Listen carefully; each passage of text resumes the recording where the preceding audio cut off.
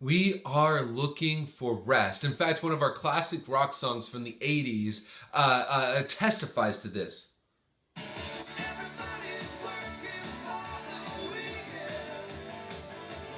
Right? Now I've got that song stuck in your head for today. Everybody is working for the weekend. But does the weekend really help? Do we get done with the weekend and then go back to work on Monday and go, I rested, but did I really rest? Did I really get refreshed? Well, see, everybody's looking for that rest. We might even go on vacation, right? Get back and want a week more. Everybody's looking for rest, but what type of rest are we really supposed to find? Today's passage talks about rest from a New Testament perspective, but the writer of Hebrews looks back to the Old Testament stories of the Exodus and the conquest of the Promised Land in order to show us the rest we are supposed to find today. So the Exodus, they were supposed to leave Egypt and go directly to the Promised Land. But instead, they wandered around the desert for 40 years. Why? They had disbelief in God. And then, even when Joshua led them into the Promised Land, they didn't completely cleanse the Promised Land, and they did not find complete rest in the Promised Land. But all of this is supposed to point us forward to a greater rest we are supposed to find in Jesus. Maybe, just maybe, part of the reason you don't find rest in the weekend is because you don't find rest in Jesus in the weekend.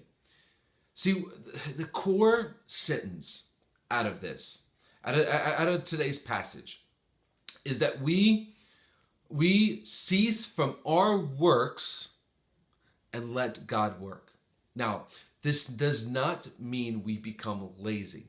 This means we find our purpose in Jesus and find our rest in Jesus and find our work in Jesus. The best illustration that I have is a surfer on a wave. Look, I've never surfed. I've never even surfed at the deal over the Republic Aquatic Center. I've never even surfed on that.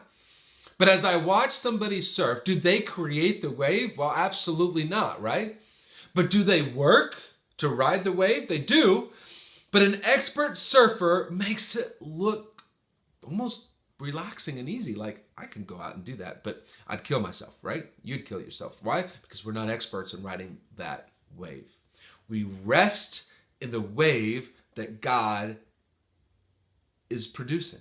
We work, which is rest, in the wave that God is producing. We may actually, when we find God's purpose for our life and Jesus' purpose and rest in his purpose for us, we may work harder and sacrifice more than we've ever worked and sacrificed, but at the same time, it is more restful because it's not us working, it's God working, and we're just riding that wave. Right now, in my life, in the life of Crosspoint, I feel like God has us in a wait pattern, learning how to wait, learning how to utilize that wait time to pray, which we're going to dive deeper into prayer next week. Learning to use this to pray, but also learning to use this, look around and see how God is working around us and jump on that wave that God is working on. Look, when we find the purpose of God, and rest in his purpose and rest in the work that he is doing in our life and around us and jump on that wave, Mondays aren't mundane anymore. Mondays are our opportunity to continue to live out the purpose that God has for us and work in the rest of God. I know that's oxymoronic, but again, think of that surfer riding that wave. Find that purpose that God has. Find the work that God has. Find how God is working around you and how God is working around us as Crosspoint. And let's ride that wave so that we can work and find God working, but also through faith, we can work in the rest of God.